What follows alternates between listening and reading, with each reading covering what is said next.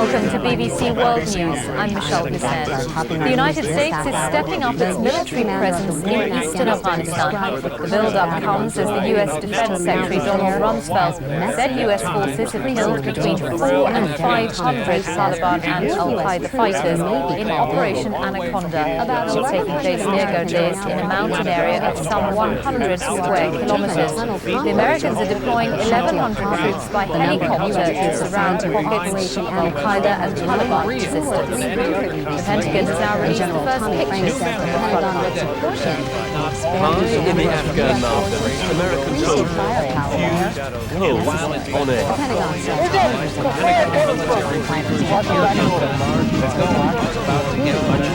America's fierce battle so far.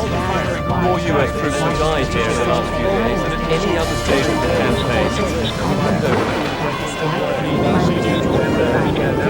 The heaviest blows struck in the air.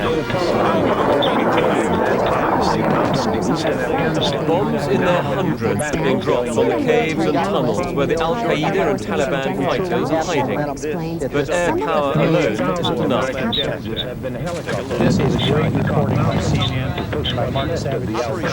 So for the first time, America's committing large numbers of soldiers to the struggle, over 1,000. For many years, Washington shied away from anything so risky. Not now, even though 2 helicopters have been hit already. America does have technology on its side. Soldiers can move at night. In the last operation of this kind, the legwork was done by local Afghan forces, and then they were hunting to slip past them. For the Americans, it's a hard, dangerous slog. The ground is rough, the air is thin. How slowly they're moving, and these are specialist assault troops. 3 have come down altitude signals. This is classic ambush country. Every crevice, every cave could hold a threat.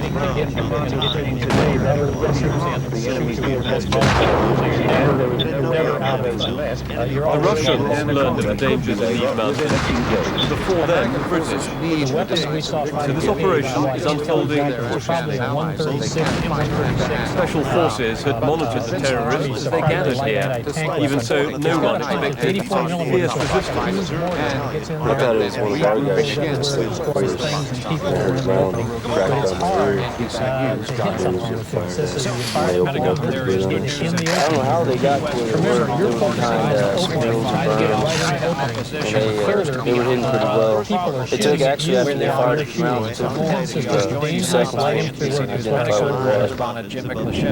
The Americans are advancing slowly. The al-Qaeda are surrounded, but are still fighting. And they won't give up. David Shookman, BBC News. U.S. Defense Secretary Donald Rumsfeld has told reporters during a news briefing that it was inevitable lives would be lost during the war against terror in Afghanistan. But he said he was pleased with the way U.S. troops were handling the dangerous conditions. We face and represent very I didn't have much time to think after that. It was just keep my head down, Al-Qaeda and Taliban, take good shots, true dead enders.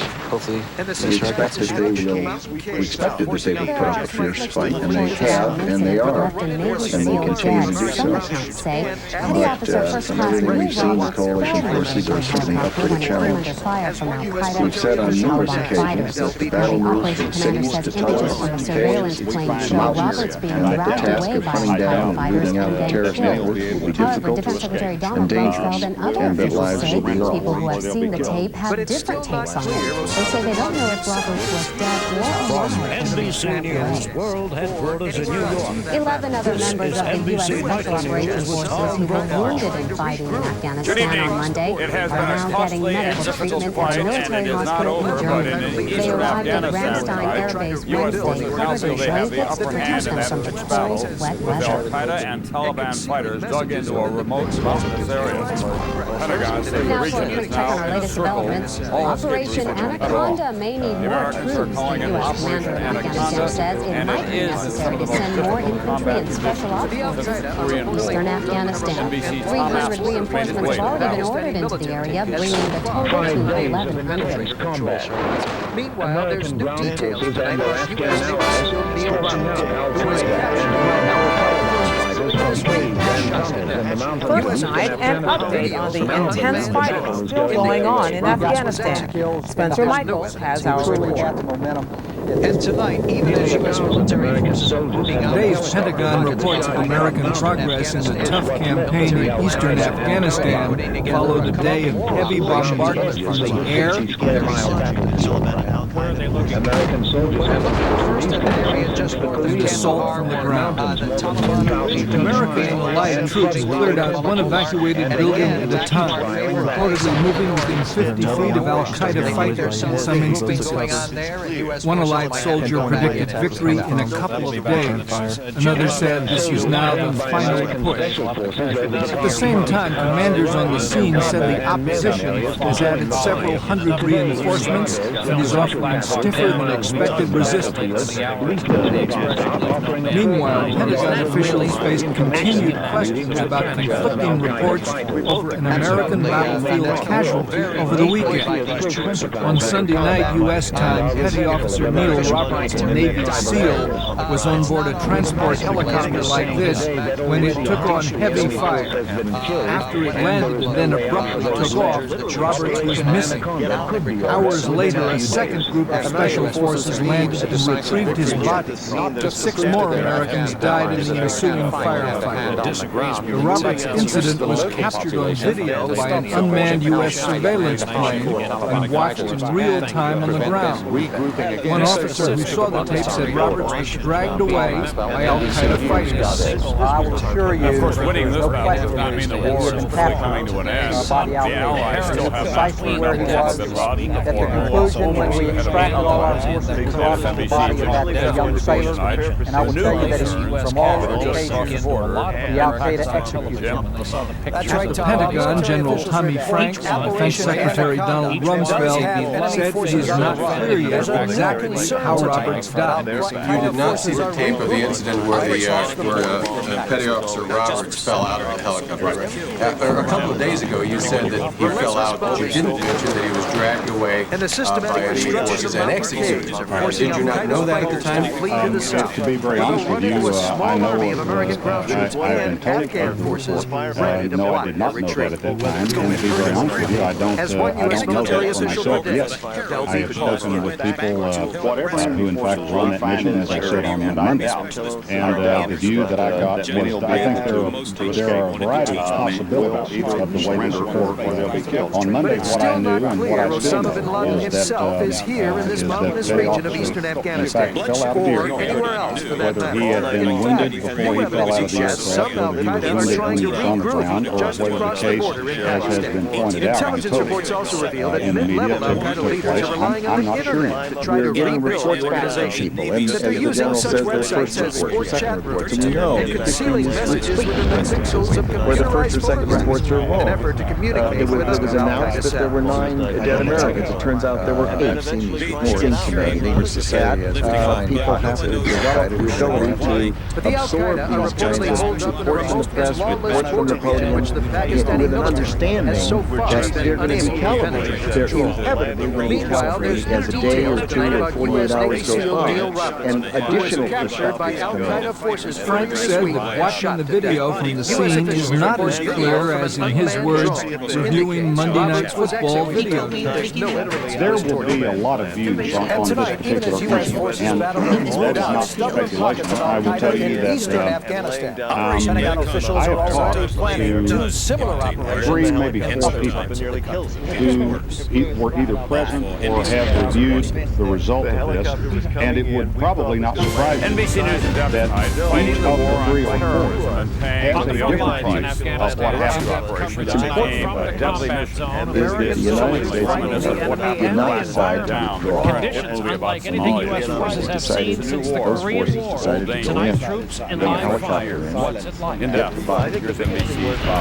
deleted, and get them to safety. Operation Anaconda Reporters asked if there were similarities to the military debacle in Somalia in 1993. I wonder if there was any concern about mentioning in the video the sailor falling and being dragged away by Al-Qaeda because of concerns that the American people might start being more aghast at the deaths of Americans. Other than very brave people, Anaconda will also be remembered for the heroism of those who went back to help rescue fallen, like 30-year-old Army Specialist Mark Anderson, General Ranger, who most wanted to teach the man. soldiers leading the fight mounted in eastern Afghanistan. The fighting hasn't been easy. The conditions have been tough.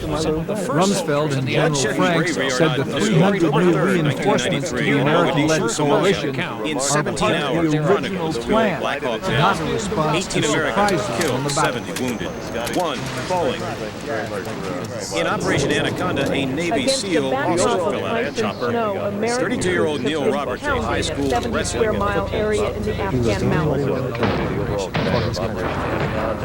B-52s and fighter jets have dropped The Chinook carrier Roberts was hit lifting off, but no one knows yet for sure why. Just as Special Operations Forces went back to get him. 48 hours, the number of Al-Qaeda Just like in Somalia, where they also followed the Rangers Creed. Roberts was found dead, shot in the head, presumably by 3 Al-Qaeda fighters seen dragging him away. His body flew back to America with the others, like Air Force Technical Sergeant John Chapman. But the Al-Qaeda fighters have suffered most. U.S. officials estimate more than 300 of them have been killed. Operation Anaconda. Sometimes life does imitate art, and sometimes it is worse. The newly released video shows a rough landscape where sporadic firefights are still flaring. U.S. troops are now engaged for that way. This is the CBS Evening News, with Dan Rather reporting from CBS News headquarters in New York. Good evening. It is the biggest battle of the war so far for America. In the thin, freezing mountain air of eastern Afghanistan tonight, U.S. soldiers are in the heat of battle against hardcore Al-Qaeda fighters who are intent on a fight to the death. U.S. commanders say hundreds of the enemy have died since Operation Anaconda began last weekend, but resistance from those who remain is stiff. The answer, say the generals, is more.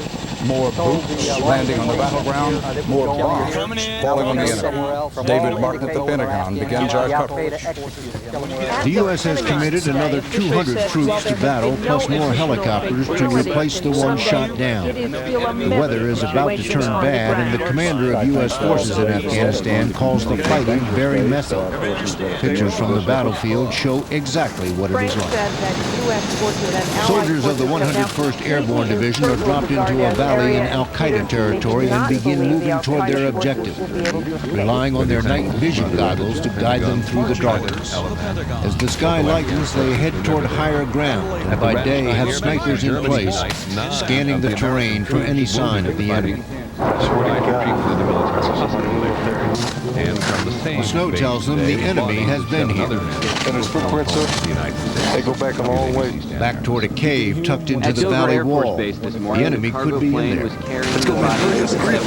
A soldier lines up his shoulder-fired missile and puts a round right in the mouth of the cave. You can hear the ammunition inside going off.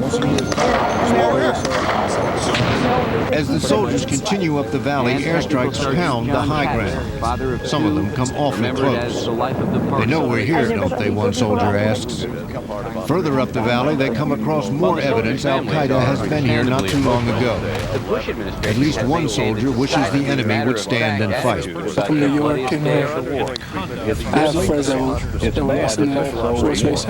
If he's looking for a fight, there's one up ahead.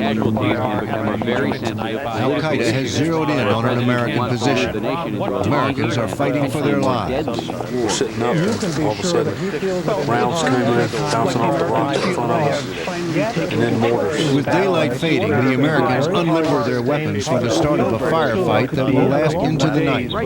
They maneuver around the Al-Qaeda guns and try to get some rest in the bitter cold.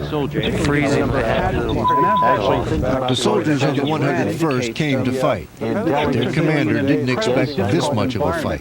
In my mind, I didn't really expect them to sit there and try to duke it out. At daylight, a B-52 lays down its bombs and the enemy's guns fall silent. All the Americans are accounted for, but only because they're wearing flak jackets. Everyone's back and alive. The body armor stopped. We know at least a couple of 7.62 rounds right in the chest. The Secretary of Defense says this is not about revenge for 9/11. This is about preventing future terrorist attacks. But for these soldiers, it's payback. It felt real good to get back for all those lives lost. You know, let 101st do its job. An estimated 500 Al-Qaeda have been killed, but the ones that remain are fighting with an almost insane fury. One Army captain watched a jet bomb a cave, then saw Al-Qaeda fighters come out of the cave and throw stones at the Americans. David Martin, live from the Defense Department. While the United States, the Afghan allies, and coalition partners seem to have the upper hand and momentum now in the ongoing battle, it is equally clear that the war is still far from won.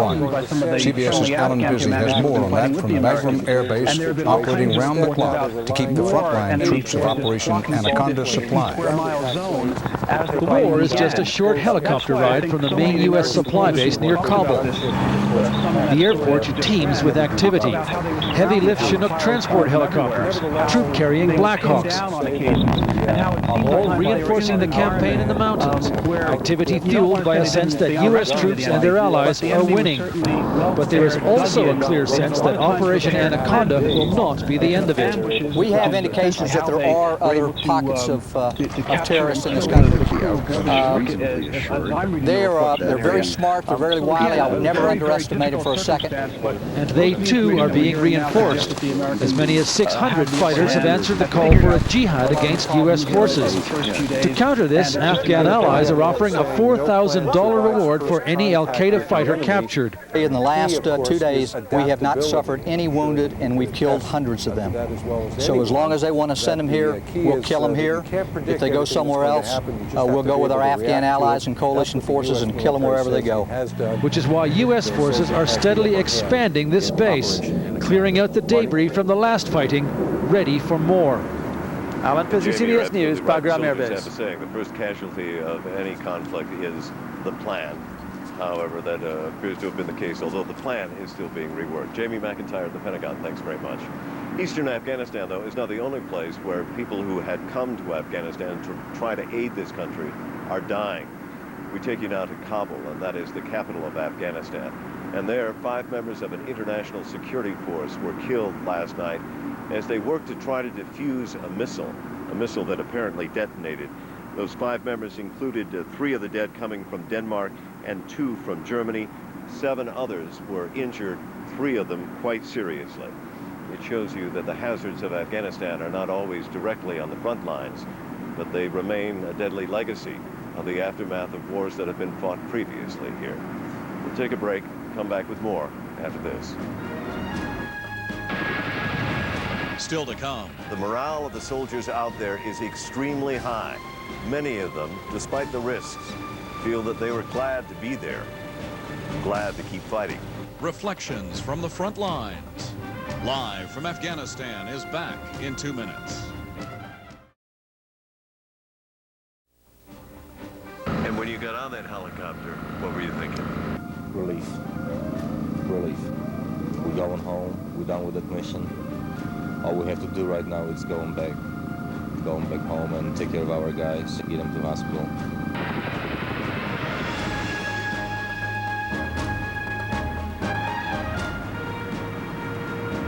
The casualties of war, of course, are falling here in Afghanistan. But the pain, the suffering, and the anguish of family members is falling directly on the home front. CNN's Brian Cabell takes us across the nation to loved ones who are waiting for those lost to finally come home. They were 7 men who fought and died in one of the fiercest battles of the war. Ironically, at a time when many thought the fighting was coming to an end. 32-year-old Navy SEAL Neil Roberts from Woodland, California, suffered perhaps the cruelest fate. He fell from a helicopter, then was captured and apparently executed by al-Qaeda fighters. Every child in America would want to would want to be a man like this. 31-year-old Army Sergeant Philip Vitak dreamed of joining the military since he was a child. He joined the Civil Air Patrol in high school. He leaves behind a wife and 2 children. Senior Airman Jason Cunningham, 26, was a medic on searches and rescues. He too leaves behind a wife and 2 children. Tech Sergeant John Chapman was a career man. He served 17 years in the Air Force. He was awarded 6 medals. 3 of the servicemen came from one post, Hunter Army Airfield in Savannah, Georgia. All were Rangers, the Army's elite. Sergeant Bradley Croce was only 22 years old, an avid reader, say his friends. Flags are flying at half-staff in his hometown of Orange Park, Florida. Bradley was a very fine Christian young man. You know, he lived his life to a very high biblical standard. But he was also a warrior. One of Croce's best friends was Specialist Mark Anderson, 30 years old. He was a teacher and a coach at one time, but then switched careers and joined the Army. Try to think, you know, what have I done that's been so bad that would make somebody want to do this to my little brother? The youngest of the 7, 21-year-old Private First Class Matthew Commons, a high school honors student and a soccer player. He started college, but then dropped out to pursue his dream in the U.S. Army. 7 men, 7 servicemen, who lost their lives in battle at a time when many Americans were ready to forget a war that was still raging thousands of miles from home. Brian Cabell, CNN, Hunter Army Airfield, Georgia. The opportunity to be embedded or travel with the U.S. forces and coalition forces was a remarkable one. And one of the things that you learned was that you not only were to get into the heads, but also be there with the soldiers when things really started to turn down. And one thing you also realize is that this is an unusual war with 2 fronts. It has a home front where thousands lost their lives in the United States and still continue to face the threat of potential future terrorist acts. And then there is the live front in eastern Afghanistan. The soldiers fight to protect the home front and to protect future terror. That's the latest from live from Afghanistan this evening. Coming up for our domestic viewers will be The Point. For our international viewers, regular programming continues. Thanks for joining us. I'm Martin Savage, live from Afghanistan.